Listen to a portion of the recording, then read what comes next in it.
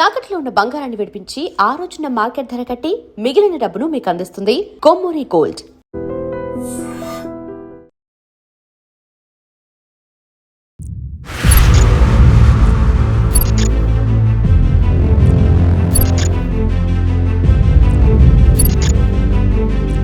గుజరాత్ అహ్మదాబాద్లో జరిగిన విమాన ప్రమాదం వెనుక కారకులు ఎవరు?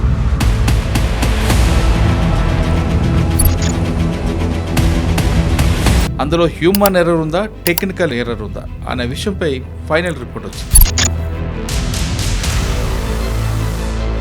అహ్మదాబాద్ ప్రమాదం టీజీఎస్ ఫైనల్ రిపోర్ట్ వచ్చింది. ఆ ఫైనల్ రిపోర్ట్లో ఏముంది? మీరు అన్నట్టుగానే అది టెక్నికల్ ఎర్రరా లేదా హ్యూమన్ ఎర్రర్ ఉందా? బట్ నేను మొదటి నుంచి నేను చెప్తున్నాను, it cannot be pilot error. ఎందుకంటే no pilot will do anything which can effect the safety. The flight safety is the most important thing. Pilot దాంట్లో కూర్చున్నప్పుడు ఆయనే ఏమైనా కానీ ఎట్లా సేఫ్గా మనం ఫ్లై చేయాలి, ఎట్లా డెస్టినేషన్ మనం సేఫ్గా చేరాలి అదే ఉంటుంది. కానీ వీళ్ళు ఏమన్నా అంటే ఎవరో స్విచ్ ఆఫ్ చేసినరో ఇదే అని కొంతమంది అన్నారు.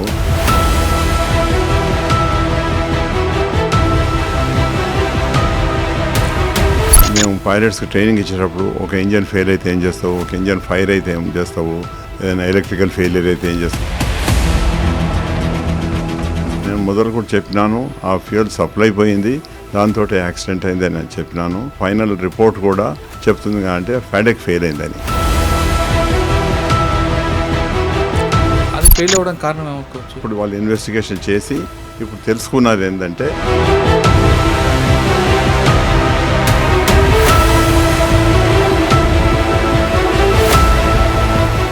Welcome to I dream. Gujarat అహ్మదాబాద్లో జరిగిన విమాన ప్రమాదం వెనుక కారకులు ఎవరు?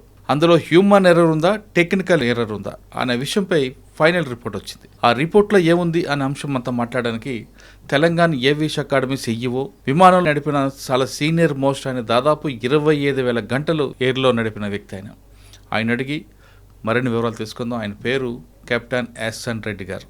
ఆయన పేరు చెప్తే ఇండియాలో కాదు పక్క దేశాల్లో కూడా ఆయన పేరు తెలియని వారు ఉంటారు, ఎందుకంటే అంత చక్కటి పైలట్ ఆయన అడుగుదాం అసలు హ్యూమన్ ఎర్రరా, టెక్నికల్ ఎర్రరా. సార్ నమస్తే అండి. నమస్తే.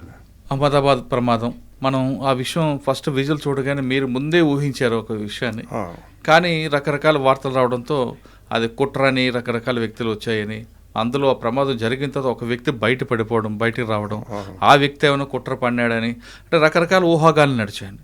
కానీ DGS ఫైనల్ రిపోర్ట్ వచ్చింది. ఆ ఫైనల్ రిపోర్ట్లో ఏముంది? మీరు అన్నట్టుగానే అది టెక్నికల్ ఎర్రరా లేదా హ్యూమన్ ఎర్రర్ ఉందా? మీరు ఫస్ట్ నుంచి వాదిస్తూనే వస్తున్నారు అది పైలట్ తప్పు ఉండదు అని చెప్తూనే ఉన్నారు. ఇప్పుడు రిపోర్ట్లో కూడా అదే విధంగా వచ్చింది. కాబట్టి ఈ ప్రమాదానికి కారణం తెలిసింది. కాబట్టి ఇకపై ఇటువంటి సంఘటనలు జరగకుండా మీరేం చెప్తారండి? ఇప్పుడు ఈ ప్రమాదం జరిగినప్పుడు ఎంతో మంది డిఫరెంట్ ఒపీనియన్స్ ఇచ్చినారు. బట్ నేను మొదటి నుంచి నేను చెప్తున్నాను, అది it cannot be pilot error. ఎందుకంటే no pilot will do anything which can effect the safety. Because from the beginning we train them. The flight safety is the most important thing. కానీ మీరు అందులో ఫైర్ డిపార్ట్మెంట్ ఫైర్ సేఫ్టీలో పనిచేస్తారు కాబట్టి operations హెడ్గా ఇది picture అంతా చాలా క్లియర్గా చూశారు, ఆ రిపోర్ట్ అంతా చదివారు. కాబట్టి ఇందులో కరెక్ట్గానే వాళ్ళు ఇచ్చారా లేదు ఇందులో ఏమైనా చేసుకొచ్చారా? లేదు, ఇప్పుడు వచ్చిన రిపోర్ట్ కరెక్ట్గానే వచ్చింది, which I was also expecting. ఎందుకంటే ఇప్పుడు పైలట్ దాంట్లో కూర్చున్నప్పుడు ఆయనే ఏమైనా కానీ ఎట్లా సేఫ్గా మనం ఫ్లై చేయాలి, ఎట్లా డెస్టినేషన్ మనం సేఫ్గా చేరాలి అదే ఉంటుంది. కానీ వీళ్ళు ఏమన్నా అంటే ఎవరో స్విచ్ ఆఫ్ చేసినరో ఇదే అని కొంతమంది అన్నారు. కానీ అవన్నీ కాదు. నేను మొదలు ఏం జరిగినా ఆయన ప్రాణం కూడా పోతుంది కదండి. కరెక్ట్, నేను అన్నాను. ఇప్పుడు it is not like doctor making mistake. Doctor mistake చేస్తే పేషెంట్స్ వస్తారు, ఇంజనీర్ ఏదైనా మిస్టేక్ చేస్తే బిల్డింగ్ కొలాప్స్ అవుతుంది. కానీ ఇక్కడ అట్లా కాదు కదా. పైలట్ ఏదైనా తప్పు చేస్తే పైలట్ లైఫ్ కూడా అందులో ఇన్వాల్వ్ అవుతుంది. కనుక నేను మొదటి నుంచి అంటున్నాను, no pilot will be negligent to do any such thing which can cause an accident. Every pilot will take all the efforts till last moment to see that the safety is important thing and incident accident కాకుండా కావాలని అందరూ pilots చూస్తుంటారు అనమాట. Sir ఈ ప్రమాదం కారణం ఏంటి అనుకోవచ్చు మీ రిపోర్ట్? ఈ ప్రమాదానికి కారణం మొదటి నుంచి నేను చెప్తున్నాను, మేము పైలట్స్కి ట్రైనింగ్ ఇచ్చినప్పుడు కూడా నాకు మోర్ దెన్ 25,000 అవర్స్ ఎక్స్పీరియన్స్ ఉన్నది. అందులో మోర్ దెన్ 15,000 అవర్స్ నేను ఓన్లీ ట్రైనింగే చేసినాను అనమాట. యావ్రో ఎయిర్క్రాఫ్ట్ మీద, బోయింగ్ ఎయిర్క్రాఫ్ట్ మీద, ఎయిర్బస్ ఎయిర్క్రాఫ్ట్ మీద చేసిన. నేను డైరెక్టర్ ఆఫ్ ఫ్లైట్ సేఫ్టీగా పనిచేసినాను, డైరెక్టర్ ఆఫ్ ఆపరేషన్గా పనిచేసినాను. So as a flight safety, director of flight safety అంటే ఏంటి, మేము ప్రతిదీ సేఫ్టీ కొరకు ఎట్లా చేయాలి, పైలట్స్ సరిగా ప్రొసీజర్ ఫాలో అవుతుందా, ఇంజనీర్స్ సరిగా ప్రొసీజర్ ఫాలో అవుతుందా, అన్నీ మేము చెక్ చేస్తుంటాం అనమాట. దాంతో నాకు ఒక కాన్ఫిడెన్స్ మొదటి నుంచి ఉన్నది ఏంటంటే ఇది పైలట్ ఎర్రర్ కాదు, ఇది ఓన్లీ టెక్నికల్ ఎర్రర్ అని చెప్తున్నాను. ఎప్పుడు ఏదైనా మేము పైలట్స్కి ట్రైనింగ్ ఇచ్చేటప్పుడు ఒక ఇంజన్ ఫెయిల్ అయితే ఏం చేస్తావు, ఒక ఇంజన్ ఫైర్ అయితే ఏం చేస్తావు, ఏదైనా ఎలక్ట్రికల్ ఫెయిలియర్ అయితే ఏం చేస్తాము, హైడ్రాలిక్ ఫెయిలియర్ అయితే ఏం చేస్తాము, ఇట్లా మేము ట్రైనింగ్ ఇస్తాము. కానీ 2 ఇంజన్ ఫెయిలియర్ అనేది మేము ఎప్పుడు వినలేదు, ఎప్పుడు చూడలేదు. 2 ఇంజన్లు ఫెయిల్ అవటము ఎప్పుడు చూడలేదు అనమాట. 2 ఇంజన్లు ఫెయిల్ కావాలంటే దానికి సప్లై అయ్యే ఫ్యూయల్లో నేను మొదలు కూడా మీకు చెప్పినాను, కంటామినేషన్ ఏమన్నా ఫ్యూయల్ కంటామినేషన్ ఉంటే దెర్ ఇస్ ఎ పాసిబిలిటీ.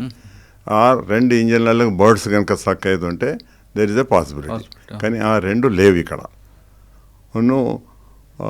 అందుకొరకే నేను మొదటి నుంచి ఏం చెప్తున్నా అంటే ఇది డెఫినెట్గా ఆ ఫ్యూయల్ సప్లై ఏదైతే ఇంజన్లో పోతుందో అది పోయింది.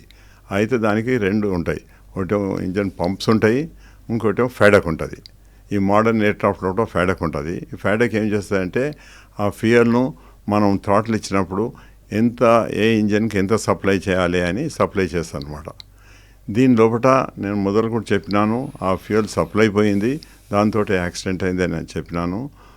ఇప్పుడు కూడా నేను అదే మెయింటైన్ చేస్తాను. అండ్ ఫైనల్ రిపోర్ట్ కూడా చెప్తుంది అంటే ఫెడక్ ఫెయిల్ అయిందని. నేను చెప్పినట్టు ఇంజన్ ఆ పంప్ నుంచి ఫెడక్ వచ్చి ఫెడక్ నుంచి ఇంజన్లోకి పోతాయి అనమాట. అదే ఎప్పుడైతే ఫెయిల్ అయిందో fuel supply to the engines పోయింది కనుక 2 ఇంజన్లు ఫెయిల్ అయ్యాయి. సార్ 2 ఇంజిన్లు ఒకటి పోతే ఒకటి మీద నడపచ్చు, ఒక టైర్ పోతే ఇంకో టైర్ మార్చొచ్చు అని చెప్తారు. కానీ 2 ఇంజిన్లు ఒకేసారి పోతే మరి ఏం చేయాలి? అదే అంటున్నాను, అది సోర్స్ ఏదైతే ఉందో, ఇప్పుడు 2 ఇంజన్లు నడుస్తాయి, ఫ్యూయల్ తోటే నడుస్తాయి. ఆ ఫ్యూయల్ సప్లై అయిపోయిన తర్వాత ఇంకా 2 ఇంజన్లు ఫెయిల్. 2 ఇంజిన్లకు ఒకే పైప్ ద్వారా వస్తాయండి? ఇటు ట్యాంక్ నుంచి ఒక పైప్ వస్తుంది, ఈ ట్యాంక్ నుంచి ఒక పైప్ వస్తుంది వచ్చి ఇప్పుడు ఈ మోడర్న్ ఎయిర్క్రాఫ్ట్ కూడా ఆ ఫెడక్ అని ఉంటుంది అనమాట. దట్ కంట్రోల్స్ మనం థ్రాటిల్ ఎట్లా ఇస్తామో, మనకి ఎంత అవసరమో అంతే పంపుతారనమాట. అది ఫెయిల్ అయింది. అది ఫెయిల్ అయినందుకు ఫ్యూయల్ సప్లై పోయి స్టార్వేషన్. అంటే అది ఫెయిల్ అవ్వడం కారణం ఏమనుకోవచ్చు? అది ఇప్పుడు వాళ్ళు ఇన్వెస్టిగేషన్ చేసి ఇప్పుడు తెలుసుకున్నారు ఏంటంటే అది ఫెడక్ ఫెయిల్ అయింది అని. ఇన్ ఫ్యూచర్ అది ఫెయిల్ కాకుండా ఏం చేయాలి, దానికి ఏదైనా మళ్ళీ వేరే ఏదైనా చేయాలన్నా, లేకపోతే దాన్ని రెండు సిస్టమ్స్ పెట్టి ఒకటి ఫెయిల్ అయినా ఒకటి పనిచేసేటట్టు చేయాలన్నా, అవన్నీ ఇప్పుడు వాళ్ళు రీసెర్చ్ చేసి నా they will come to the conclusion. అంటే ఫ్యూచర్లో వేరే విషయం, ఫ్లైట్ ఎయిర్కి ముందు ఎయిర్లోకి వెళ్ళే ముందు చెక్ చేస్తారు కదా, అన్ని చెక్ చేశారు. అయితే అప్పుడు ఏమైందంటే కొంతమంది ఏం చెప్పారంటే ఆ స్విచ్ పైలట్స్ ఆఫ్ చేసి ఉండొచ్చు అని, లేకపోతే స్విచ్ వెనకకి పోయి ఉండొచ్చు అని అన్నారు. ముందు ఎప్పుడో చాలా కాలం కింద అట్లా 1-2 ఇన్సిడెంట్స్ అయితే ఇప్పుడు ఆ స్విచ్ అట్లా పోకుండా దానికి సేఫ్టీ గార్డ్ పెట్టినరు. అంటే ఏంది, స్విచ్ మనం ఇట్లా లేపి ఆఫ్ చేస్తేనే ఆఫ్ అవుతుంది, వట్టికి ఇట్లా స్లిప్ కాదనమాట. అంత సేఫ్టీ చేసిన వాళ్ళు. అందుకొరకు వాళ్ళు ఏమన్నారంటే పైలట్ స్విచ్ ఆఫ్ చేసి ఉండొచ్చు అని. అప్పుడు కాక్పిట్ వాయిస్ రికార్డర్లు కూడా కెప్టెన్ అడిగిండు కో పైలట్, నువ్వు స్విచ్ ఆఫ్ చేసినావా అని. అంటే అతను లేస్ అని నేను చేయలేదని, కెప్టెన్ కూడా చేయలేదు. మరి ఎట్లా అయింది? కానీ ఆ స్విచ్ చేసేది ఆపరేట్ చేసేది పైలట్ కో పైలట్ ఇద్దరు ఆపరేట్ చేయవచ్చు. ఇద్దరు ఇట్లా ఉంటాయి, ఇద్దరికి యాక్సెస్ ఉంటుంది. కానీ ఒకటి తర్వాత ఒకటి చేయవచ్చు, 2 ఒకసారి కూడా చేయరాదనమాట. అందుకొరకు నేను మొదటి నుంచి అంటున్నా అంటే అది పైలట్ స్విచ్ ఆఫ్ చేయలేదు, అది స్విచ్ కూడా స్లైడ్ కాలేదు. ఎందుకంటే ఇప్పుడు సేఫ్టీ గార్డ్ పెట్టిన వాళ్ళు, ఆ సేఫ్టీ గార్డ్ పెట్టేందుకు అది స్విచ్ స్లిప్ అయ్యి కూడా పాసిబిలిటీ లేదు. హ్యాంగర్ నుంచి రన్వే మీకు వస్తుంది, అక్కడ చెక్ చేస్తారా? అసలు ప్రొసీజర్ ఎలాగుంటుంది? ప్రొసీజర్ ఎట్లంటే సార్, ఈ ఎయిర్క్రాఫ్ట్ ఢిల్లీ నుంచి వచ్చింది అహ్మదాబాద్కు. అయితే ఇక్కడ ల్యాండ్ అయిన తర్వాత మళ్ళీ ప్యాసింజర్స్ వస్తారు, దానికి మనం ఫ్యూయల్ ఎంత కావాలో మన డెస్టినేషన్, ఇది ఇప్పుడు ఇక్కడ నుంచి లండన్ పోతుంది, లండన్కి ఎంత ఫ్యూయల్ కావాలి అదన్నీ ఇంజనీర్ చూసుకొని మొదలు అతడు ఫ్యూయల్ కంటామినేషన్ ఏమన్నా చెక్ చేస్తాడు, శాంపుల్ తీసుకొని చెక్ చేస్తాడు. 2 ట్యాంక్స్ ఉంటాయి, దగ్గర 3 ట్యాంక్స్ ఉంటాయి. ప్రతి ట్యాంక్ నుంచి వాడు సప్లై తీసుకొని చెక్ చేస్తారు, నో కంటామినేషన్ అని సర్టిఫై చేస్తారన్నమాట. చేసిన తర్వాతనే ఫ్యూయల్ ట్యాంక్లకు పంపుతారు. ఏది పెద్ద బౌజర్ వస్తుంది, బౌజర్ నుంచి వాళ్ళు ట్యాంక్లకు ఫ్యూయల్ ఇస్తారు. అది అంత సాటిస్ఫై అయిన తర్వాతనే. అదొకటి. తర్వాత ఈ ఫాడెక్స్ సిస్టమ్ ఇవన్నీ ఇదివరదానికి అది ఫ్లై చేసి వచ్చింది ఢిల్లీ నుంచి ఇదిదానిక. So everything is safe. అయినా కానీ ఇంజనీర్ ఒకసారి అన్ని సిస్టమ్స్ చెక్ చేసుకుంటాడు. తర్వాత పైలట్స్ వస్తారు, పైలట్ కో పైలట్ చెక్ చేసే కో పైలట్ చెక్ చేస్తాడు, తర్వాత కెప్టెన్ చెక్ చేస్తాడు.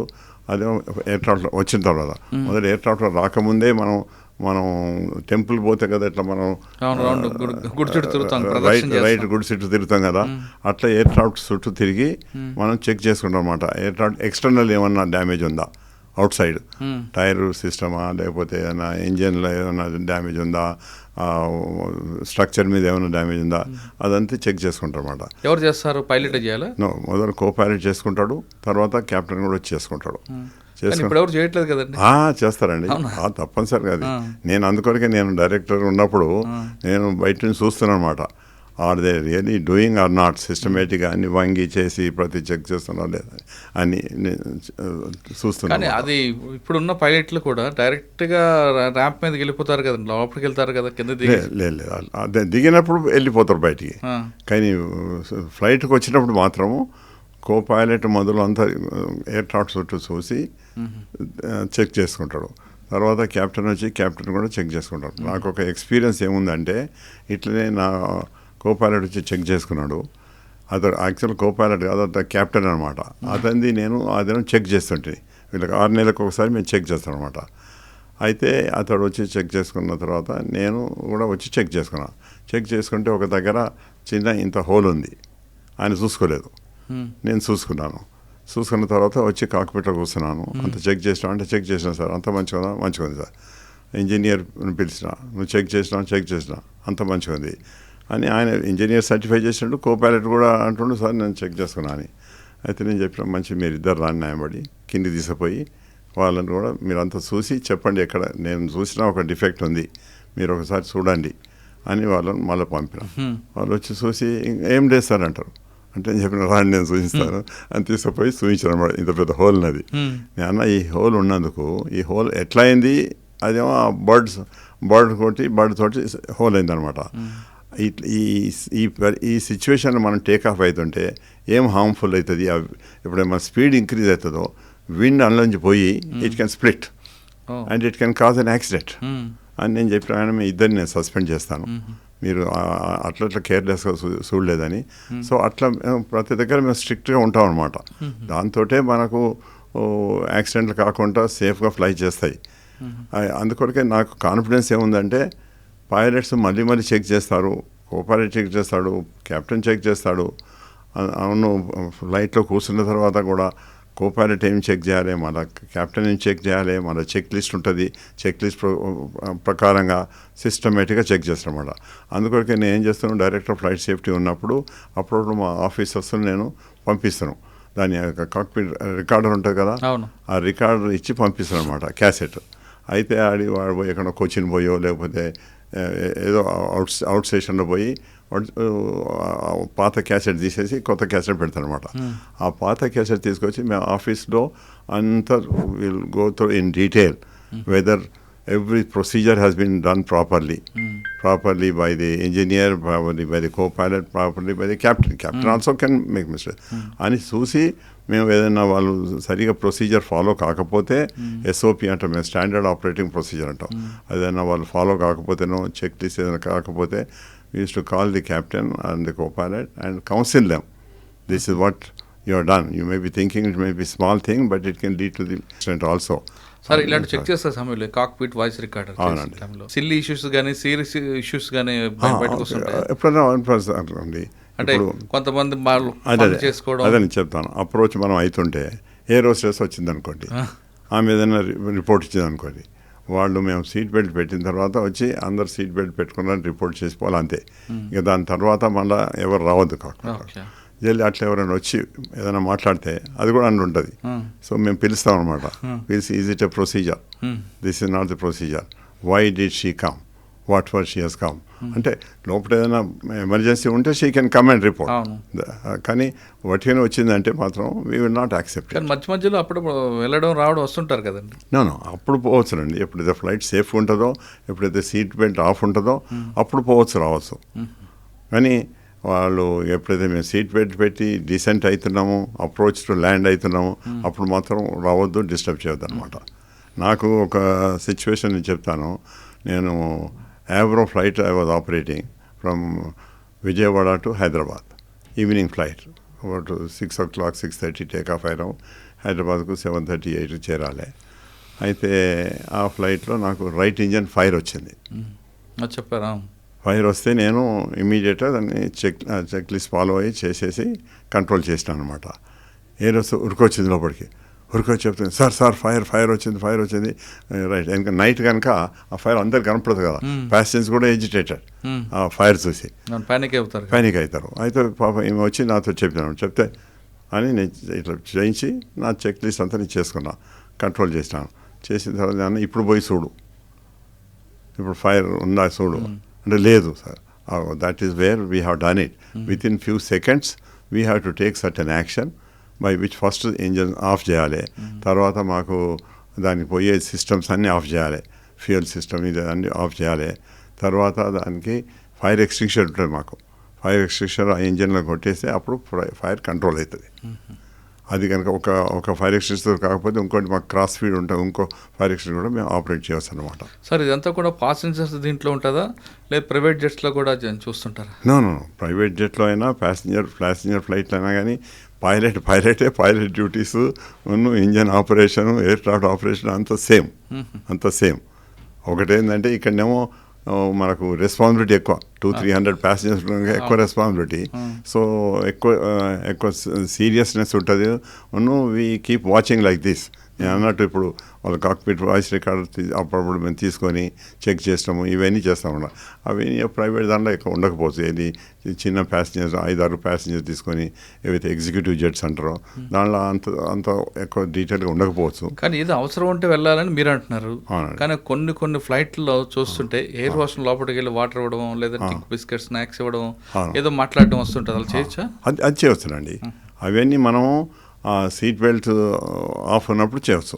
సీట్ బెల్ట్ ఆన్ చేసినాం అంటే అప్పుడు మాత్రం వాళ్ళు లోపలికి పోయి అంతే అందరు ప్యాసింజర్స్ సీట్ బెల్ట్ ఆన్ చేసుకున్నారని చెక్ చేసుకొని రిపోర్ట్ చేయాలి, అంతే. సరే, ఇప్పుడు మన అహ్మదాబాద్ ఫ్లైట్ ఢిల్లీ నుంచి వచ్చింది, ఆల్రెడీ పర్ఫెక్ట్ ఉంది కాబట్టి బయలుదేరింది. ఎంతసేపటికి వాళ్ళు హైడ్రాలిక్ ఫెయిల్ అయిందని తెలుసుకుంటొచ్చు అంటే మీ ఊహల్లో, మీ అంచనా ప్రకారం? ఇప్పుడు వాళ్ళు అన్ని ఇంజనీర్ చెక్ చేసిండ్రు, పైలట్ చెక్ చేసిండ్రు, ఎయిర్ క్రాఫ్ట్ యాక్సెప్ట్ చేసిండ్రు, ఎయిర్ క్రాఫ్ట్ డోర్స్ క్లోజ్ అయిపోయినాయి. తర్వాత pilot takes permission from the ATC to start the engines. తర్వాత ట్యాక్సింగ్ కొరకు పర్మిషన్ తీసుకుంటాడు, తర్వాత రన్వే ఎంటర్ అవ్వడం కొరకు తీసుకుంటాడు, రన్వే ఎంటర్ అయిన తర్వాత టేక్ ఆఫ్ కొరకు పర్మిషన్ తీసుకుంటాడు, ఇవన్నీ చేస్తాడు. ఇవన్నీ కరెక్ట్గా జరిగినాయి. ఇతడు టేక్ ఆఫ్ చేసినప్పుడు మొత్తం ఫుల్ పవర్ ఇవ్వాల్సి వస్తుంది. ఫుల్ పవర్ ఇచ్చి టేక్ ఆఫ్ అయ్యాడు. ఆ టేక్ ఆఫ్ అయినాక ఆ ఫ్యూ మినిట్స్లో అది ఫెయిల్ అయిందనమాట. ఫెయిల్ అయ్యి సపరేట్ 2 ఇంజన్స్ పోయినాయి. హైట్ ఉండేది ఉంటేనేమో వాళ్ళకు టైం ఉంటుంది. Suppose they're flying at 30,000 feet 35,000 feetలో ఫ్లై చేస్తుంటే వాళ్ళకు టైం ఉంటుంది, అన్ని చెక్ చేసుకోవచ్చు, మళ్ళీ ఏదైనా చేసుకోవచ్చు. కానీ ఇక్కడ వాళ్ళకు ఆ టైం కూడా లేదనమాట. జస్ట్ ఫ్యూ సెకండ్స్ లోపలనే ఇది అయింది కనుక అది the pilot could not do anything at all. మీకున్న అనుభవం ప్రకారం ఎందుకు ఫెయిల్ అయ్యి ఉండొచ్చు? అది ఇక సమ్ టెక్నికల్ అనొచ్చు, టెక్నికల్ ప్రాబ్లమే. అది ఇన్వెస్టిగేటింగ్ వాళ్ళు చెక్ చేయాలి, ఇంజనీరింగ్ ఎక్స్పర్ట్స్ వాళ్ళు చెక్ చేయాలి. ఇకపై జరగకుండా ఉండాలంటే దాన్ని రెండుగా డివైడ్ చేయాలి. అదే ఇప్పుడు ఏమవుతుందంటే ఇప్పుడు మ్యానుఫ్యాక్చర్ వాళ్ళు దీనికి సీరియస్ వాళ్ళకి రీసెర్చ్ ఫెసిలిటీస్ ఉంటాయి. రీసెర్చ్లో చూసి తెలుసుకోవాలి అంటే ఎందుకు ఫెయిల్ అయింది, ఇన్ ఫ్యూచర్ అట్లా కాకుండా ఏం చేయాలి, అదొకటి. ఇంకొకటి ఏమో ఇన్ ఫ్యూచర్ ఇట్లా కాకుండా మళ్ళీ రెడెంటెంట్ అంటే ఇంకోటి ఎక్స్ట్రా సిస్టమ్ పెట్టాలన్నా, ఒకటి ఫెయిల్ అయితే ఒకటి ఉండేటట్టు. ఇవన్నీ ఇప్పుడు వాళ్ళు ఆలోచించి రీసెర్చ్ ప్రకారంగా, రూల్స్ ప్రకారంగా, DGC రెగ్యులేషన్ ప్రకారంగా, అంటే ఇవన్నీ ఎయిర్ క్రాఫ్ట్ మ్యానుఫ్యాక్చర్ అయ్యేటి ఇవన్నీ అమెరికాలో అవుతాయి. సో అక్కడ అమెరికన్లో కూడా మన దగ్గర డైరెక్టర్ జనరల్ సివిలేషన్ ఉన్నట్టు అక్కడ కూడా FAA అంటారు ఉన్నారన్నమాట. వాళ్ళ ఆఫీసర్స్ కూడా చెక్ చేసుకుంటుంటారు. ఈ మ్యానుఫ్యాక్చరింగ్ అప్పుడు మాత్రం ప్రతి సిస్టమ్ వాళ్ళు కూడా చెక్ చేస్తుంటారు. చెక్ చేసి వాళ్ళు సర్టిఫై చేసినాకనే aircraft is fit for a test flight. కానీ ఇక్కడ కాన్స్పరసీ ఏం కనపట్లేదా మీకు? లేదండి, technical error. Technical error. Okay, మీరు ఇప్పుడు తెలంగాణ ఏవియేషన్ అకాడమీ CEO, మీకున్న ఎక్స్పీరియన్స్ దాదాపు నాకు తెలిసి ఎవరు లేదు. ఇప్పుడు మీ దగ్గర ఉన్న క్యాండిడేట్స్కి వస్తున్నారు, జాయిన్ అవుతున్నారు తెలంగాణ ఏవియేషన్ అకాడమీ. అవునండి. అందులో వాళ్ళకి ఇటువంటి ఎర్రర్స్, ఇటువంటి ఇష్యూస్ ఏం జరుగుతుంది, ఏం చెయ్యొచ్చు, ఇవన్నీ నేర్పుతున్నారా? ఇప్పుడు ఈ స్టేజ్లో వాళ్ళకు అంత డీటెయిల్ మేము చెప్పాం. ఈ స్టేజ్లో వాళ్ళకు ఒక 6 పరీక్షలు ఉంటాయి, DGCA పరీక్షలు ఉంటాయి. రూల్స్ విషయాన, మెటీరియాలజీ విషయాన, టెక్నికల్ విషయాన, నావిగేషన్ విషయాన, ఇవన్నీ ఉంటాయి అన్నమాట. ఆ పరీక్షలు వాళ్ళు పాస్ కావాలి. వాళ్ళు పాస్ అయిన తర్వాత వాళ్ళు ఫ్లయింగ్ ట్రైనింగ్ మొదలవుతుంది. మా దగ్గర సిమ్యులేటర్స్ కూడా ఉన్నాయి. సిమ్యులేటర్స్ మీద కూడా వాళ్ళకి ట్రైనింగ్ ఇస్తాం. ఇన్స్ట్రుమెంట్ ఫ్లయింగ్ నేర్పుతాం అన్నమాట. తర్వాత వాళ్ళు ఫ్లయింగ్ స్టార్ట్ చేస్తారు. ఆ బిగినింగ్ స్టేజ్లో వాళ్ళకి ఇంత డీటెయిల్ చెప్పే అవసరం కూడా లేదు. అది ఎప్పుడంటే వాళ్ళు ఎయిర్లైన్లో జాయిన్ అవుతారు. ఎయిర్లైన్లో జాయిన్ అయినాక ఆ ఎయిర్క్రాఫ్ట్ ఏవైతే ఎయిర్క్రాఫ్ట్ వీళ్ళు ఫ్లై చేయబోతుండ్రో, బోయింగే కావచ్చు, ఎయిర్బసే కావచ్చు, ఇంకేదైనా ఎయిర్క్రాఫ్ట్ కావచ్చు, దాని మీద దాని సిస్టమ్స్ విషయాన, దాని ఇంజిన్ విషయాన, ఆ ఎయిర్క్రాఫ్ట్ విషయాన అప్పుడు అక్కడ ట్రైనింగ్ అవుతుంది. డీటెయిల్ ట్రైనింగ్ అవుతుంది అనమాట. అదొక 2-3 months ట్రైనింగ్ అవుతుంది. తర్వాత ఆ యొక్క ఎయిర్క్రాఫ్ట్ పెర్ఫార్మెన్స్ ఏమిటి అన్ని మొత్తం డీటెయిల్గా ట్రైనింగ్ అవుతుంది. మళ్ళీ పాస్ కావాలి వాళ్ళ ఎగ్జామ్. పాస్ అయిన తర్వాత టెక్నికల్ పాస్ కావాలి, పర్ఫార్మెన్స్ పాస్ కావాలి. పాస్ అయిన తర్వాత వాళ్ళకు సిమ్యులేటర్ ట్రైనింగ్ ఉంటుంది. సిమ్యులేటర్ ట్రైనింగ్ తర్వాత ఫ్లయింగ్ ట్రైనింగ్ ఉంటుంది. ఫ్లయింగ్ ట్రైనింగ్ తర్వాత ఫ్లయింగ్ చెక్స్ ఉంటాయి. సిమ్యులేటర్ మీద చెక్స్ ఉంటాయి, మళ్ళీ ఫ్లయింగ్ మీద చెక్స్ ఉంటాయి అన్నమాట. ముందు ఇంత అడ్వాన్స్ ఫ్లైట్ సిమ్యులేటర్స్ లేకుండే మేమంతా ట్రైనింగ్ చేసినప్పుడు. ఇప్పుడు అడ్వాన్స్ సిమ్యులేటర్స్ వచ్చినాయి కనుక everything we can train them on simulator. Sir, మీరు మీ దగ్గరకు వచ్చి స్టూడెంట్ని వానికి మంచి పర్ఫార్మెన్స్ చూపించాలో, ప్రొఫెషనల్గా ఉండాలని మీరు తయారు చేస్తారు. అవునండి. ఈ ప్రొఫెషనల్గా చేయాలి దీంట్లో కొన్ని స్టూడెంట్స్ని ఇబ్బందులు వస్తుంటాయి. అంటే వాళ్ళకి మీ వర్క్ స్టైల్ నచ్చపోవచ్చు, హెవీ వర్క్ చేయించకుండా ఏదో హై బై లాగా చేయాలని. కానీ ప్రొఫెషనల్గా చేయాలని మీరు కొంచెం హార్డ్గానే, హార్ష్గానే ఉంటారు. అటువంటి టైంలో, అటువంటి ఇష్యూస్లో స్టూడెంట్స్ కొంతమంది ఆ ఫ్యాకల్టీ మీద ఏదో రకంగా బుర్ర జల్లుతారు, చేస్తారు. అటువంటి ఇష్యూస్ వచ్చినప్పుడు ఎలా షార్ట్ అవుట్ చేస్తారండి? అటువంటి ఈ మధ్యన కొంచెం ఎక్కువ అవుతున్నాయి. ఎక్కువ అంటే మా నార్మల్ స్టూడెంట్స్తో తక్కువ. నేను అంటుంది మీ ఒక్క అకాడమీ ఎక్కడ, చాలా దగ్గర ఎక్కడైనా కానీ ఇది కావచ్చు. ఎందుకంటే మా ఇన్స్ట్రక్టర్ వాళ్ళకి ట్రైనింగ్ ఇస్తాడు, హోంవర్క్ ఇస్తారు. హోంవర్క్ ఇచ్చిన తర్వాత హోంవర్క్ చేయకపోతే కొంచెం గట్టిగా మాట్లాడవలసి వస్తుంది. గట్టిగా మాట్లాడే వరకు ఎస్పెషలీ ఈ గర్ల్స్ స్టూడెంట్స్ అయితే ఎవరు ఉంటారో వాళ్ళకి అట్రాసిటీ పవర్ ఉంది కనుక వాళ్ళు ఇన్స్ట్రక్టర్స్ మీద కంప్లైంట్ చేస్తుంటారు, లేకపోతే మేనేజ్మెంట్ మీద. వాళ్ళు ఇన్స్ట్రక్టర్ మీద కంప్లైంట్ చేస్తే మేము ఇన్స్ట్రక్టర్ పిలిచి అడిగితే వాళ్ళంటారు, లేదు సార్ నేను ఓన్లీ హోంవర్క్ చేయలేదన్నాను, అది పెర్ఫార్మెన్స్ లేదు, ట్రైనింగ్ సరిగా లేదు అని అట్లా మీద నేను అన్నాను, కానీ నేను ఇంకా పర్సనల్గా ఏం అనలేదు అని వాడు ఏడుస్తాడు. కానీ వీళ్ళు చేసే వరకు దాని 1-2 కేసులు అయితే మా దగ్గరనే. దానికి పోలీస్ ఇన్వెస్టిగేషన్ చేసి వీళ్ళు పోలీసు దగ్గర పోవాల్సి వస్తుంది. వాళ్ళు నువ్వు ఇట్లా మాట్లాడినావా, అట్లా మాట్లాడినావా, నువ్వు ఏమన్నా చెడ్డ మాట్లాడినావా, క్యాస్ట్ విషయం ఏమైనా మాట్లాడినావా అని ఇదంతా డీటెయిల్ ఇన్వెస్టిగేషన్ అవుతుంది. మా దగ్గర 2-2 అట్లా కంప్లైంట్ చేసినారు. వాళ్ళకేమో they were not fit to go solo. ఆ సోలో పంపాలంటే చాలా రెస్పాన్సిబిలిటీ ఇన్స్ట్రక్టర్ ఇచ్చేది ఉంటే ఏదో దానిక ఇన్స్ట్రక్టర్ బట్టి వాళ్ళు 15-20 గంటలు 30 గంటలు చేస్తారు. దాని తర్వాత వాళ్ళు సోలో పోవాలంటే ఎవ్రీథింగ్ ఆన్ దేర్ ఓన్. ఆ దేర్ ఓన్ పోయినప్పుడు ఈ ఇన్స్ట్రక్టర్ రెస్పాన్సిబిలిటీ ఏంటంటే ఆ pilot whether lady or boy performance మంచిగా చేసి సేఫ్గా వస్తారా అన్నది వాళ్ళ రెస్పాన్సిబిలిటీ. అందుకొరకు ఏం చేస్తారు, వాళ్ళు కొంత ట్రైనింగ్ ఇచ్చిన తర్వాత అసిస్టెంట్ ఇన్స్ట్రక్టర్ ట్రైనింగ్ ఇచ్చిన తర్వాత ఇన్స్ట్రక్టర్ చెక్ చేస్తాడు. ఇన్స్ట్రక్టర్ చేసిన తర్వాత ఫ్లయింగ్ ఇన్స్ట్రక్టర్, తర్వాత మళ్ళీ చీఫ్ ఫ్లయింగ్ ఇన్స్ట్రక్టర్ చెక్ చేస్తాడు. ఇవన్నీ ఆ ప్రాసెస్ చేసిన తర్వాతనే వాళ్ళు సోలో పంపుతారు.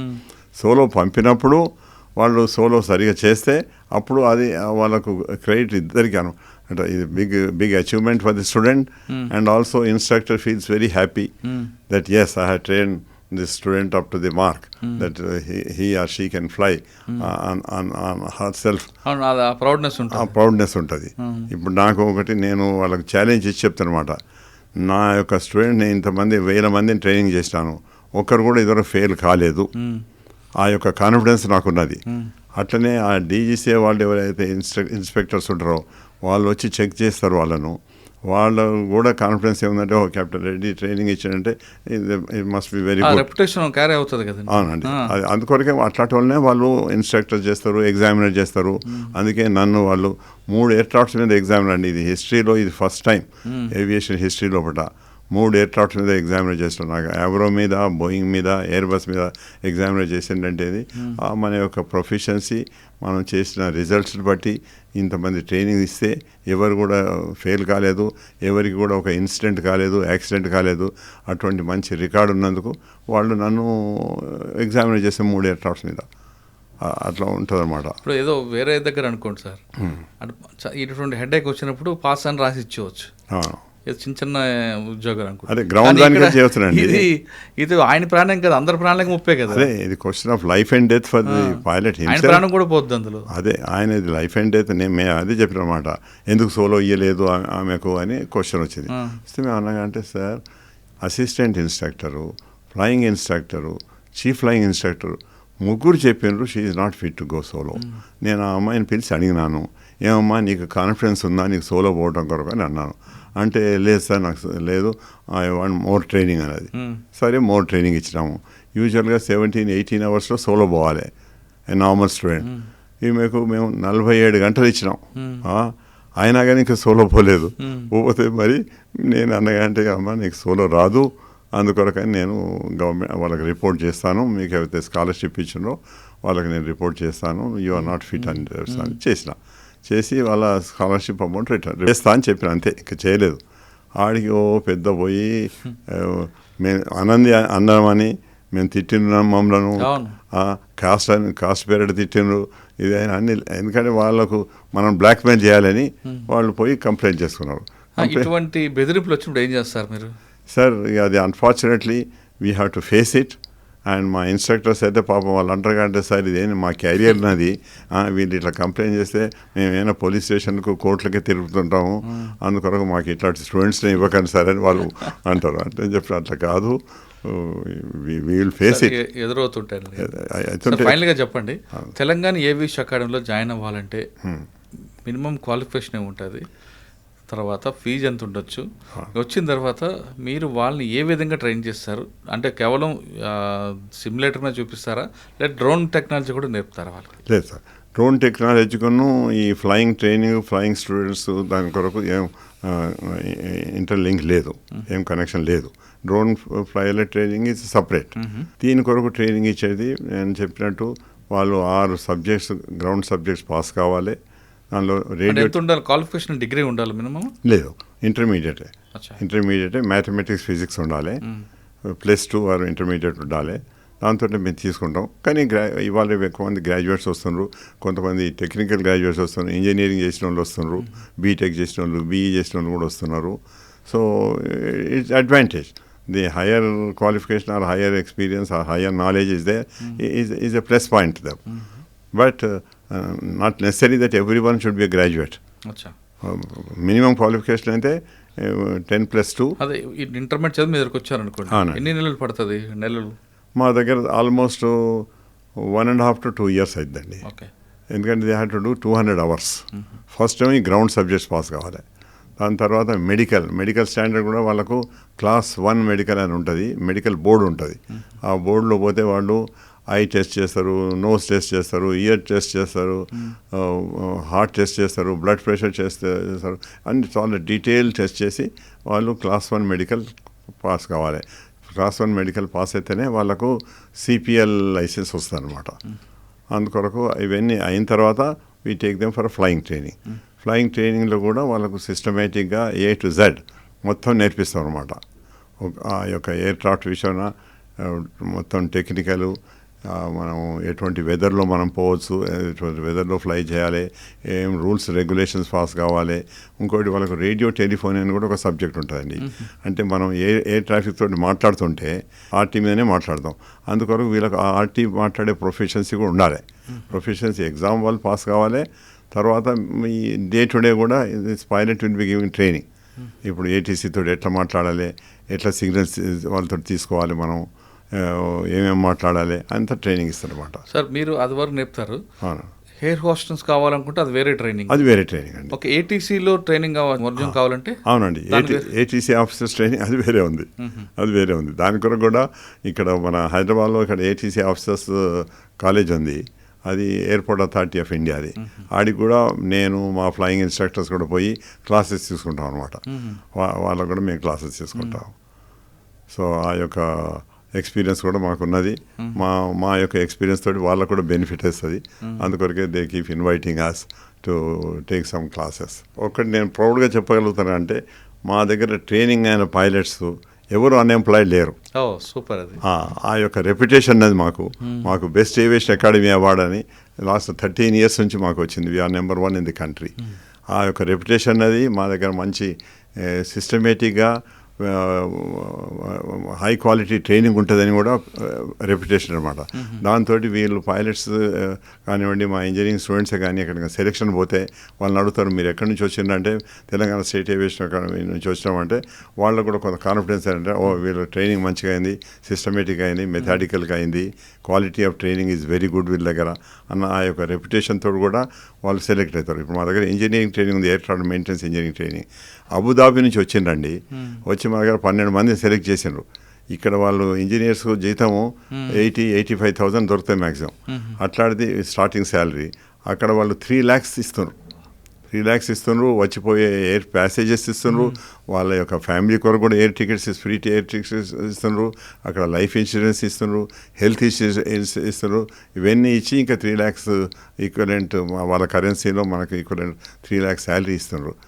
అది మనకు ఎంతో రెప్యుటేషన్ అనమాట, ఎంతో అది మాకు ఒక feather in the cap I can say.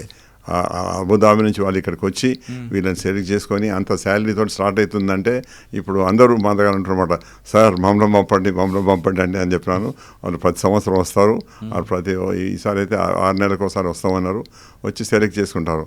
ఇక మీ యొక్క పెర్ఫార్మెన్స్ చెక్ చేస్తారు వాళ్ళు, మీతో టెస్ట్ చేసుకుంటారు వాళ్ళు. ప్లేస్మెంట్స్ కూడా ఉంటాయా? అవునండి, క్యాంపస్ ఇంటర్వ్యూస్ లాగా. అదే అండి, వాళ్ళని ఇక్కడి నుంచి ప్లేస్మెంట్ చేసి తీసుకుపోతున్నారు అక్కడికి. అంటే మన క్యాంపస్ ఇంటర్వ్యూస్ లాగా ఉంటాయి. సార్, క్యాంపస్ ఇంటర్వ్యూకే వాళ్ళు వచ్చి తీసుకుపోతున్నారు. అట్లే ఇక్కడ సాఫ్రాన్ ఇండస్ట్రీ అని ఒక ఫ్రెంచ్ ఇండస్ట్రీ ఉంది, వాళ్ళు కూడా మా దగ్గరికి వచ్చి తీసుకుపోయినారు. టాటా ఇండస్ట్రీ అని ఉంది, వాళ్ళు కూడా మా దగ్గర నుంచి సెలెక్ట్ చేసుకున్నారు. ఇది అంతా ground air traffic maintenance engineers కొరకు. మేము ఇప్పుడు లాస్ట్ 2 years నుంచి డ్రోన్ పైలట్ ట్రైనింగ్ కూడా చేసినాము. దాదాపు 1200 మంది ఇదిగో ట్రై చేసాము. అందరికీ ఏదో ఉద్యోగాలు వచ్చినాయి అన్నమాట. అది రెప్యుటేషన్ మ్యాటర్స్ ఎ లాట్ అండి, అది ఉన్నది. Quality of training also matters a lot. Flight నడపాలన్నా లేదు, టెక్నికల్గా నేర్చుకోవాలన్నా లేదు, ఇంకా ఏటీసీలో ఇంకా వర్క్ నేర్చుకోవాలి, ఆ స్కిల్ డెవలప్మెంట్ చేసుకోవాలంటే ఎక్కడెక్కడో తిరగలేదు. తెలంగాణ ఏవియేషన్ అకాడమీ జాయిన్ అవ్వండి. అక్కడ అసలు ఎంత అనుభవం ఉందంటే అంత అనుభవం ఉన్న కెప్టెన్ గారు ఉన్నారు. ఆయన ప్రతి స్టూడెంట్తో డైరెక్ట్గా మాట్లాడతారు, ఏదో పైన కాకుండా ప్రతి స్టూడెంట్తో మాట్లాడడం కాకుండా వాళ్ళకి ఏది ఇష్టమా లేదా అన్నది కూడా ఫేస్ రీడింగ్ చేసి వాళ్ళకి ఏం డౌట్స్ ఉంటే వాళ్ళ స్కిల్ డెవలప్మెంట్ అన్నీ చెప్పడంలో ఆయన ప్రసిద్ధి. దాదాపు 25,000 గంటల పైగా ఫ్లైట్ నడిపారంటే ఆయన మనం తక్కువ ఊహించలేము.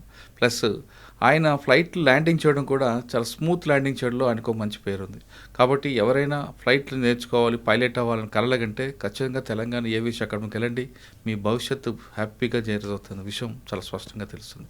ఇది వారం కెప్టెన్ ఎస్ఎన్ రెడ్డి గారితో ఇంటర్వ్యూ. వచ్చే వారం మరో ఇష్యూలో మళ్ళీ కలుద్దాం. అంతవరకు నమస్తే. Thank you. Thank you sir.